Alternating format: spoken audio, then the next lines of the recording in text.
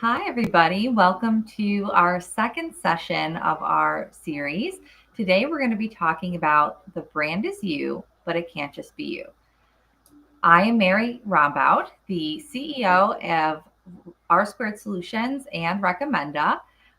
So excited to have you here with us today. My lovely colleague, Toni Collis, would you like to introduce yourself?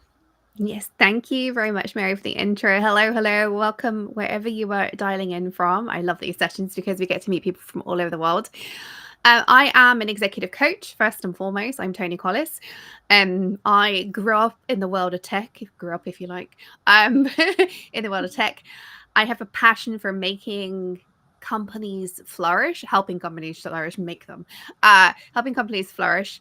And one of the best ways to do that in my mind is to elevate the leaders behind it. And that is what I do. I have a particular passion for women in leadership. That is my jam. And that is why Mary and I got together to put together this series. We're number 2 out of 3 today.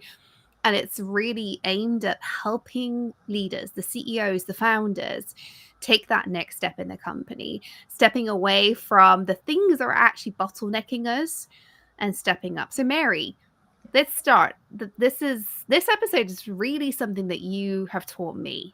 So, you want to introduce the topic of why the brand situation might be a bit of a bottleneck, why it's trapped us. Yeah, so particularly when we are women founders, we are the face of the brand from day one, right? The Mm-hmm. second that you took your idea into a true company, right, and brought it to fruition, you became the face of the brand. And for Mm-hmm. a while, that can work. However, I would actually argue from the very beginning, if you're doing marketing strategy right, you are separating them. But Mm-hmm. that's not the case for most women founders. And at the beginning, there is just this constant battle between, well, really the brand of the company often is what should be the founder's brand, right? Because it's Mm-hmm. easier to be your authentic self and use that, and you are the marketer, right? That first day Yeah. you become the CEO, the marketer, the CTO, all these things, without understanding why that can end up hurting you or Mm-hmm. where. And we're going to talk about that today. But I see this all the time. R Squared Solutions, by the way, is a full service marketing strategy agency. We are focused on generating revenue for our clients. We are revenue Mm-hmm. marketers above all else. And I think that really helps us approach the branding struggle that founders have as CEO and as you're trying to scale in a different way, because you as an individual have a different role in the revenue life cycle versus Mm-hmm. the company. Um, and yes, at the beginning, the brand only grows if you show up, right? Yeah.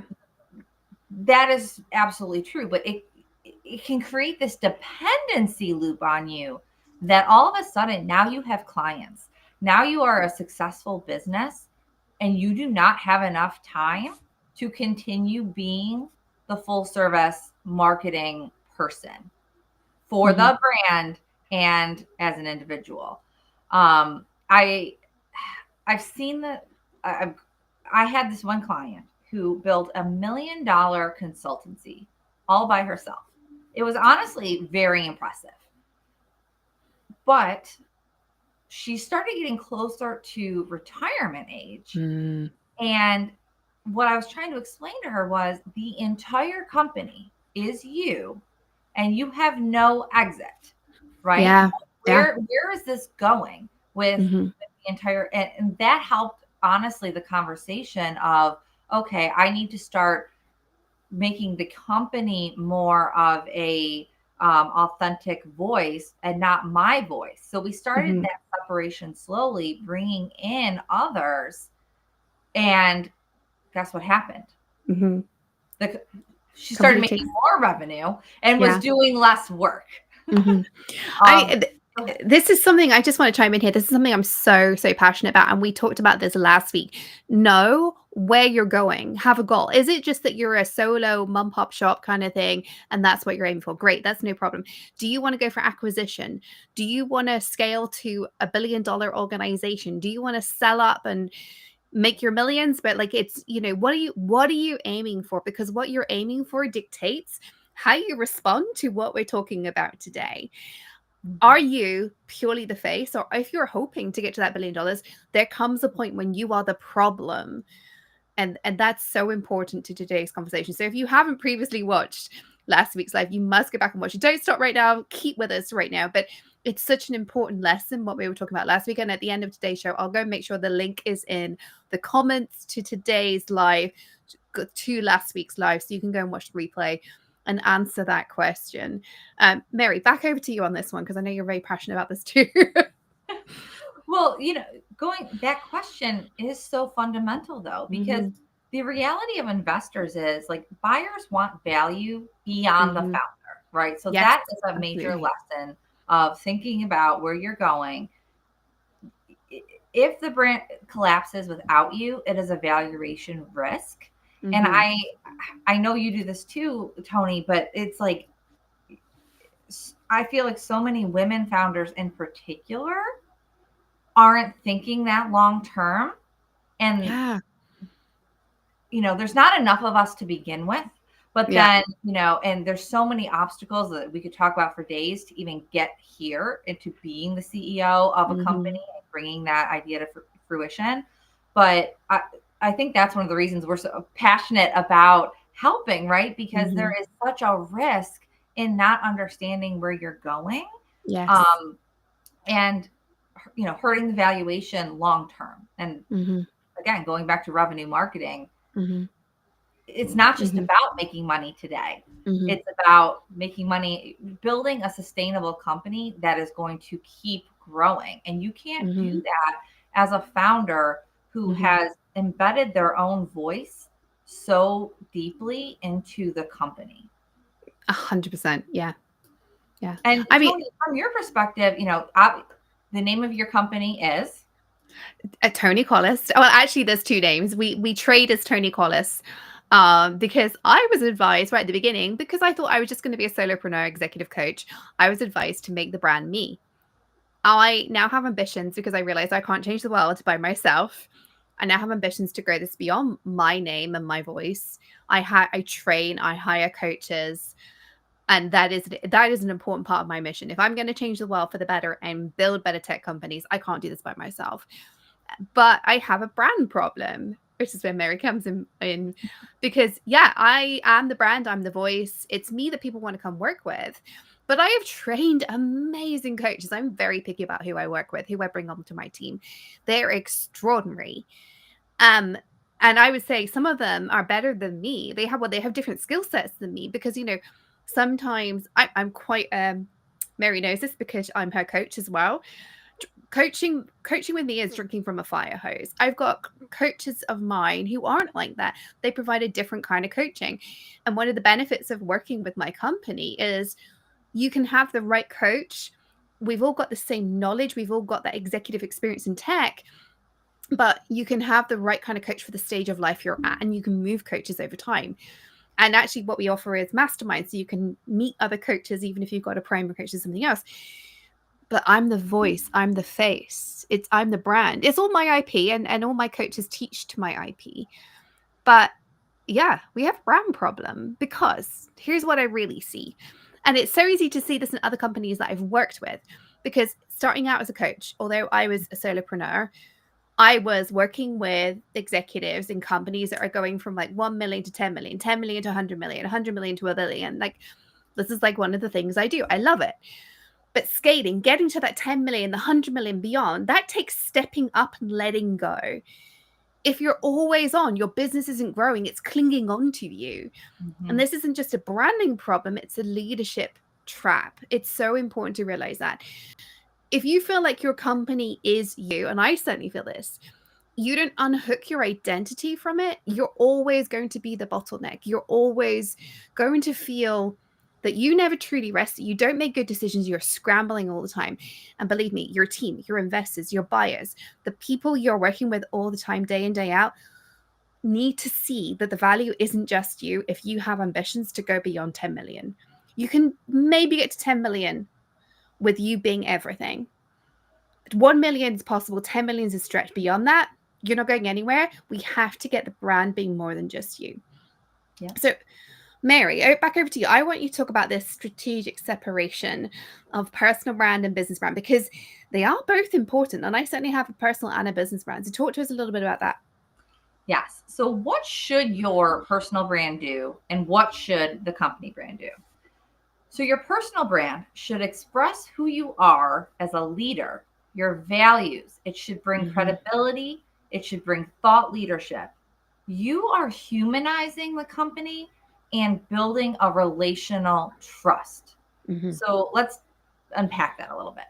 So, you as a person have authentic beliefs, you have a leadership philosophy, you have expertise. Some of that obviously you have brought into the company, right? And but it's how and what we're doing with that information, and that's important here.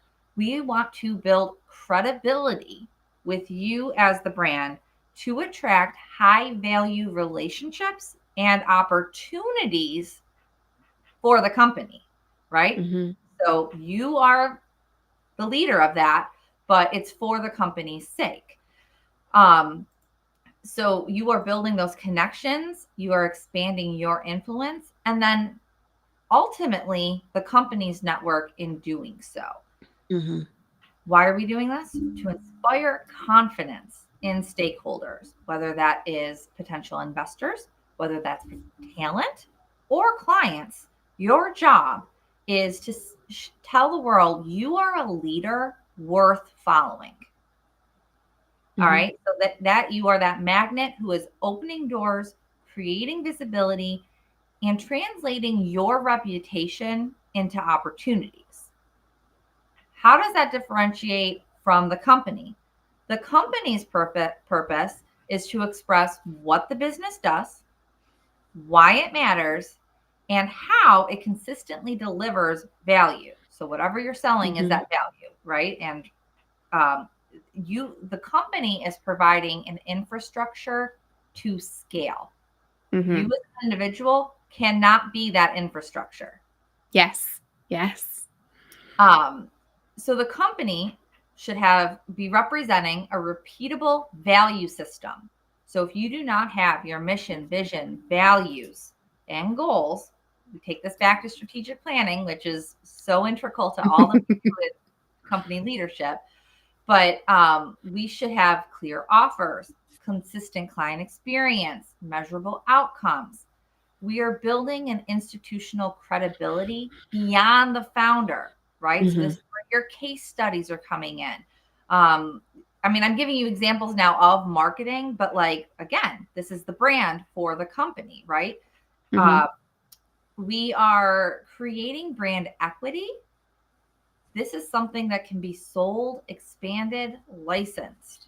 Yes, brand equity can exist for individuals, but it shouldn't as a founder CEO. We want to have that brand equity in the company. I'm going to stop for a second because I'm sure you have a million questions. There's so many pieces to this. It's so interesting listening to you talk about this. And, we're giving very tactical advice for separating out you from the business. I just want people to hear something, though. We're separating you from the business so we can scale. You are still essential. Every company has a CEO. Every company has a founder. The founder becomes potentially less important over time, but every company needs a CEO or somebody in that function. What we're trying to do is separate you from all the founder activities that you did, which are actually harming your business. And actually, coming at this from the leadership angle, this is also separating you out from the lower level management that you do when you first build your business and taking you to that executive level, working on the strategic. Because what we need to do is take you away from the day-to-day so you can be strategic, so you can figure out how we're going to get to that next 10x. Like, what does that look like? If you are in the weeds doing everything, whether that's marketing or something else, whether it's branding or something else, you aren't stepping up to that strategic level. And I talk with leaders all the time in Fortune 50 companies, all the way down to a startup, about this pain point of, I need to level up, but I'm so here doing. And the question I love to ask people is, what would happen if you took a 2-week vacation? And every time it's like, well, I can't. I'm like, okay, let's work up to that. That's good for you to take a 2-week vacation, and everybody's like, you what? I can't possibly. But it's good for you because if you take a vacation, you're going to come back with great ideas. Right. It's good for your business. It's good for your team because they see you trust them. It's good as a stress test for your company. What breaks when you're not around? Because strategic thinking isn't necessary for day-to-day operations. Strategic thinking is looking 6, 12, 18, 36 months down the road, right? That's the bit that's going to create this amazing, extraordinary company. Strategic thinking does not run day to day. You should make revenue when you're on vacation. You should have happy customers when you're on vacation. Everything should just keep working when you're on vacation. There should be an escalation procedure for emergencies, and that's it. I remember the first time I took a vacation and I wasn't available to anybody other than my COO. And it was like life changing. We made money. My clients were happy because they were all being taken care of by my other coaches. Everything just ran. I made money while I was away for 2 whole weeks. And because I trained my COO really well, she didn't escalate at all. She was like, okay, these are the reasons why we'd escalate. And guess what? We'd built a machine that meant nothing went wrong because, of course. And that's what I want for every single person listening to this. I want you to have a machine under you that works and works and works. So you can take a 2-week vacation. And then when you come back, it's still working and you can work on the thing that's going to take you to 10x. That's what I want. I'm going to hand back to Mary here because otherwise I'll just keep going on about that. I'm so passionate about that piece. Well, something you said earlier, I want to go back to when you started the company, you had smaller goals, right? Oh, God, yes. Yeah. When you named it after yourself and all of that, it was like, okay, it's just going to be me, and then it changed over time, right? You became a little bit more ambitious in terms of serving your mission, which is to help women, right? And you can only help so many as an individual. So I think that is an important point because I have to imagine some of the women listening who are founders experience that as well, where it was like, maybe your original goal is just to replace your income and survive on your own. And then you're like, well, wait, could I be more? What does this mean? Yeah. And I this isn't directed at Toni in particular, but for all of you who kind of named your company around yourself or whatnot, I want you to not be afraid of what a rebrand of that looks like. Now, I think every case is different, right? And so I would not come out of the gate and tell anybody like, oh yeah, if you've named, no, every situation is different. Again, going back to your goals and all of those things. But it's easier to change your name earlier before you have a lot of brand recognition that you have to take into account. Okay, so stopping there for a sec to say it's okay if you named your company something that doesn't serve you today or doesn't serve where you want to go.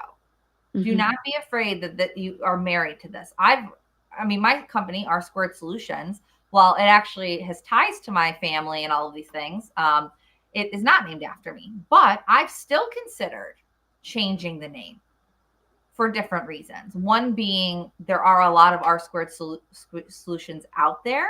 I didn't know that. Cannibalism of that name. And I can see long-term how that could hurt me. So I've considered it. I have not made that move, but do not be afraid to rebrand if it suits your long-term goals.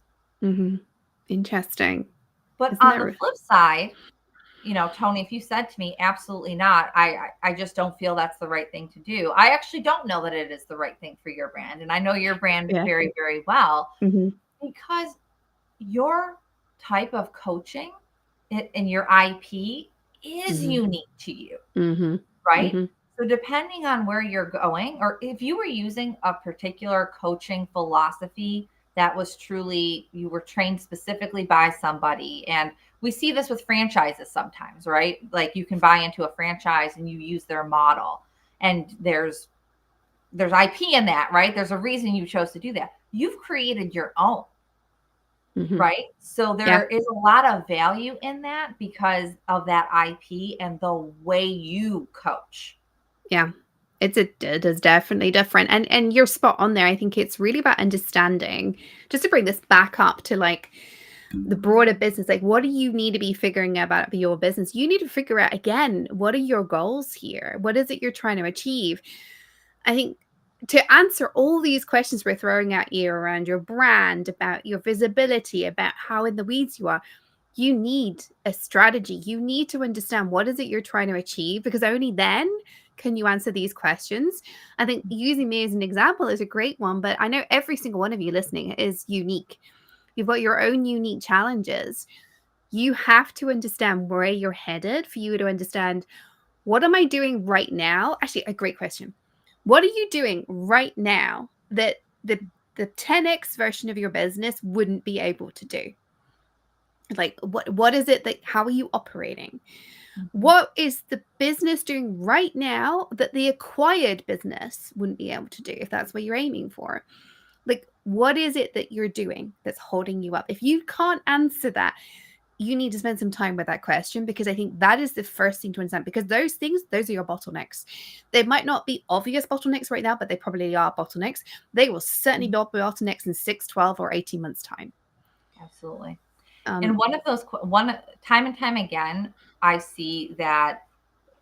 So another question to ask you guys is, could you ask your marketing team or a marketing team right now to write your social posts for you for the next month? If you cannot do that, you have a brand problem, period. Oh, yes. Because the documentation needs to exist that explains who you are, who your voice is, how to encapsulate that voice. Any great marketer should be able to take that documentation and write your social posts. Yes, there may be some tweaks you want to make to them and review before they go live. Fine, great. But by and large, you should be able to look at them and say, yeah, this is great. This is me. This is me. And if you can't do that, you have a brand problem. And I would also say, if you're listening to this and think, oh my gosh, okay, I have a brand problem, the leadership coach in me is like, that doesn't mean it's your job to go and write that playbook. Please, no. If you're thinking, I hear you, Mary, but I don't have time to do that, it's not your job to do that. Your job is to make sure it exists. A CEO's job, and I want to talk to Mary about this in just a minute, because I know she's struggled with really owning being a CEO. A CEO's job is to make sure stuff happens. It isn't to do. Basically, you think about the CEOs at big companies, they don't do anything except make sure stuff happens. You think about the Fortune 50, they are talking at events like Davos. They're going and seeing politicians to make sure funding's coming in. They're talking to their top customers, and then they're talking to the board. They're making sure their team is fully aligned. They might be setting a strategic direction. They aren't delivering the things. And it's very obvious at that top level, but that applies to the smallest companies. A CEO's job is to get everybody moving in the same direction and keep them moving in the same direction. It's not to do their work. I really want everybody to hear that. Your job is not to do the work, which actually brings me to something I just want to, from the topic of today, the brand, something I love to ask. I love to ask my team all the time, does this require my face, my voice, or my brain? My face, because I'm the face of the brand. My voice, because I have a podcast, I'm the voice of the brand. My brain, because it's my IP. And some of the time, although I have all of my IP written down, some of the time people are like, and so what would we do here, right? Does it really require my face, my voice, and my brand? If it doesn't, what do we do? Well, there's a 1, 2, 3 question to ask yourself. What do I own? What is the core to my leadership capabilities? What are the 1 to 3 topics only I should be speaking on? That's your brain and your voice. Internal and external, by the way. That's number 1. What is it that I own? 1 to 3 things that requires me. Then somebody else can't step up. And by the way, one of the best things I did was putting one of my coaches on my podcast, putting one of my coaches on a LinkedIn Live or on YouTube, just like this, putting people who can represent me and represent me well and giving them space. You know what? They're amazing at it, right? Number 2, delegate the execution, but not necessarily your voice. If you know where your voice is needed, you've got those couple of things that it's non-negotiable. CEOs in the biggest companies have a couple of things where, no, they're the one that gets on stage at that big conference. They're the one that goes and talks to the president of the United States or whoever, right? There are some situations where you are still the voice. Everything else, the execution, you're delegating. The drafts, the reviews, even you can delegate. Like you need to know the values, but they should be able to take the values, the tone, the point of view, and execute on it. You're just there to kind of take that next level. And then number 3, systematize it. You need calendars, ghostwritten assets, frameworks for communication, like how you deliver things. Again, it is not on you to create all this, but your team needs to systematize. I can't systematize. That's the word. Again, what would happen if you went on a 2-week vacation? One of the conversations I had with my team a couple of years ago was, and this sounds awful, but if you broke a leg, what would fall apart in your responsibilities? We need to document everything each of you do. They're the best team. I'm not letting them go. But things happen. They've got their own ambitions. I've had coaches, the best coaches who I adore working with, are doing so well. They go off and set up their own businesses. I applaud them and send them on their way. But that means I need to know how the business will operate without them. And that's each individual's job, is to make sure they document what they do. That starts with you. That starts with the CEO saying, this is what I do. This is how I operate. This is what happens when I'm not in the office. Right. We all need to do that. SOPs, right? I mean, they 100%. are so foundational to getting out of the weeds. Like if you need them. How do you, Toni, so you've got the CEO who's ready, willing to separate themselves from the brand. They're ready to really own the CEO role. But there's this grief in letting go of what they've created, even though they understand it's necessary, that they need to be at vision level to make the impact they want. How do you kind of coach people through that grief of owning that CEO role and being their own brand versus the company? Talk to me a little bit about that, because the grief is real. The grief is real. And I just want to call it out. We've had, most of us, if you've had another job, you've had this before. It just is amplified as a CEO. When you last got promoted and somebody gave you the feedback of, you got to stop doing that work. That was your previous job. Let your team do it. It's the same thing. There you were able to action on it in a different way, and that you got promoted. So you held on to that thing. It's amplified as a CEO. This is your baby. And some of you will be here because you were with it from day one. You're the founder. You had to do everything. Everything was a scramble. And then suddenly you're trusting somebody with your baby. So I always like to ask the question, what's going to go wrong? I think part of the grief comes from a lack of acceptance, right? The whole denial of if I let go of this, what's going to happen? So you deny that it needs to happen. You deny the ability for it to change. So you've got to ask yourself, what will happen if this goes wrong? Every company makes mistakes. Every single human makes mistakes. If you're a half-decent founder, you made a ton of mistakes already. But for some reason, we're less tolerant when our team makes mistakes. Ask yourself, if they mess up, what will happen? How are you going to fix it? What's the worst outcome? Part of letting go is realizing that you as a company will be okay if things go wrong, which inevitably things are going to go wrong. And then you can approach this with a lot of compassion. The other side of it, so that's like the letting go piece. The other side of it is the excitement. I often say to clients who are like leveling up and struggling with it, I'm like, well, let's focus on the opportunity. If you hold on to these things that you're doing over here and you enjoy doing, what are you not doing? Both in terms of things that are new, are different, are things that you would like more time to do. Also things are completely out of this world that maybe like it's scary. I think sometimes we stay back here in the safe spot because it's safe. It's normal. I know how to do this. I know that if I do this, I'll make money. I know that if I do this, I'm going to be happy. That thing over there, you've never done it before. It's scary. It's intimidating. You've got to be okay with the scary and intimidating and move into excitement.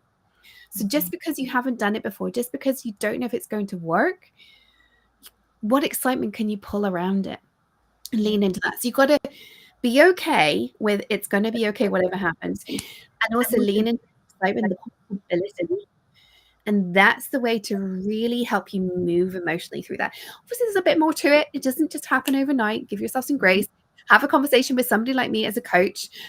But those are the basic principles. You've got to let go and be okay with letting go, the safety piece. And you've also got to have safety around what's coming next. And I know we're quite late on time here. So I want to make sure we really talk about how to move forward and give them some really tactical steps. And I know one of the things that we've both talked about a lot is when to bring in people to help. In particular, when to bring in fractional people, when to bring in full-time people, when to bring in somebody. So Mary, can you dive into that a little bit here? Yeah, absolutely. One of the reasons, so at our Squared Solutions, we have a fractional CMO team who works with our clients to create their brand strategy, to create brand voices, and really lead their marketing teams. But at the same time, not every company is ready for that. And we do workshops where we come in and we'll create these documents with you to kind of guide you. And we work with a ton of companies in the 500,000 to 5 million kind of stage, because that's where, I mean, first of all, that's a passion area of mine, really helping those kind of growth stage companies. But I think to your point, bringing in an expert to help you do it right and give you the framework, whether or not we execute the framework or not, the framework of marketing strategy, brand strategy, every client gets with us because it's foundational. We are talking about foundational marketing that will hurt you if you don't have it. Where is it going to hurt you? In lead development. When you're trying to scale, it's going to hurt you in making sure you have the right offers to scale, because guess what? If you don't have low, medium, high ticket offers, scaling is going to be very, very difficult. But that's a whole nother, we could talk about that in another session. But I think it's very, marketing is just a piece of it, right? We talked a lot about operations today and how, bringing in somebody to help you get those SOPs set up and make sure that your team has the processes to follow. It doesn't mean you need a COO. Maybe you do. I don't know. But bringing in somebody who can come in and out and create that high level thing you need can be a great way to fill the gaps. And also something that I know we're running out of time, but something you said that if you are a woman founder watching this, who's also the CEO, some of you, the reason you don't want to let go is because you are a better founder and XYZ, founder and marketer, founder and operations, founder and tech, whatever. Maybe you're not the CEO of your own company. And that's okay. Okay. Yes. Right? I think a lot of we created this. I have to be the CEO and the founder. Maybe you're not. Maybe your skill set is being XYZ that you don't want to give up. And you need to fill that CEO role in a fractional capacity. That is okay. I really want to just dive in there for a moment. And again, I know we're running out of time here, so thank you everybody who's sticking on this long, but that's such an important point. I work with so many tech companies where the CEO is the founder, CTO as well, and they are the bottleneck. This is so common in tech. It's such a big problem. The founder is the person that came up with the idea for the technology. They have been founder, CEO, CTO, and honestly, they are not CEO material. It doesn't mean they couldn't choose to learn how to be a CEO, but they don't want to. They want to stay CTO. They want to stay in the weeds. Sometimes they will hire a highly technical person to be under them, but they still control it. And the key problem there is they aren't saying, what does a CEO need to do? So I want, if you're in the situation where you are founder and something else, you have a choice to make. You need to decide, do you want to be CEO Or do you want to be that thing that is your zone of genius in a previous life potentially? Remember, our zone of genius changes and evolves over time. It doesn't stay the same. There is nothing wrong with becoming an expert CEO, but you got to let go of the thing you came in as. You've got to. So you've got to make a decision. Are you going to outsource the CEO job, or are you going to outsource the other thing you did? Because if you are finding you are a bottleneck in the business, something's got to change. Mm-hmm. It is never going to feel like you have enough money to invest in that thing, which is where the fractional kind of the consultant comes in. It's really helpful. It's why I'm a coach as well. We can often find ways to save you money. My view is like coaching should pay for it 10 times over easily. And I know Mary believes that like the fractional CMO role should pay for itself easily and obviously multiple times over. I would view that any kind of consultant you bring into the business, if they're worth anything, it should pay for itself. Give it a 3 or 6 months trial. If it doesn't pay for itself, move on, right? But you've got to be okay with that experiment while you do it. But don't hold on to things thinking you can do it all, because these things are all tricky. You can't be a genius marketer and a genius CEO. You can't be a genius coach and a genius CEO. You can't be a genius salesperson and a genius CEO. Doesn't mean you might not dabble, especially while the company's growing, but you can't own it all. Really can't own it all. Mary, any final words of wisdom that you want to wrap up with here today? Oh, foundational. Get that foundational document done. Even if you have to make it yourself to start, fine. Mm-hmm. Just make sure that if you can hand somebody that differentiation between your voice and the brand voice. Mm-hmm. 100%. Start there. That is a starting point for anybody on this call. And most of you, I bet, don't have it. Yeah. And, let's start with that. I've got 3 questions for you all to think of as we wrap up here. 3 questions I want you to write down and answer, and then don't forget that next week we're back, but I'll tell you more about next week in a minute. 3 questions. If you took a vacation, does the marketing stop? Does the sales stop? What stops if you take a vacation? Are you the only one of your top client? Are you the only one your top clients will talk to? Right? Will they not talk to somebody else? Mm-hmm. Do you say they don't get the voice about everyone who's tried to do your job? Right? If you answer those questions, raise your self-awareness. That's what a large part of what coaching is about, is raising your self-awareness to help you do better. Because if you answer yes to any of the above, you're not scaling, you're still running. You're running and trying to keep up. You might look like a swan on the surface, but you're a swan underneath too. Crazy, crazy, crazy life. I really want you to think about that. If you took a vacation, does the marketing stop? Does the other functions stop? Are you the only one that top clients will talk to? And do you often find yourself saying, they don't get this, they don't get my voice, they don't get this, they can't do it? If that's always happening, you're the problem, not them. Mary, do you want to tell us about next week? And also, how can they actually connect with us as well? Tell us about other things coming. Yeah, so next week, we will be talking thought leadership that converts, from visibility to strategic growth. Influence is not optional, but doing it all yourself is. So you can see how it complements where we are ending today. Mm-hmm. And if you want to connect with Toni and I, our contact information, connect with us on LinkedIn, shoot us a DM. But obviously our respective websites, great place, have our email addresses as well. But we hope to see you next week. I really hope that, you have some things to think about and action items to move your business forward today. And grateful for the opportunity to share some ideas with you. Absolutely. One final thing I just want to drop in here. Mary and I both do a limited number of free strategy sessions every month. This is us taking apart your business and putting it back together again. It's a free strategy session. It's 45 minutes to an hour. We only do a very small number a month because it's our way of giving back, but we don't have unlimited time. If you would like one of those, please send us a DM.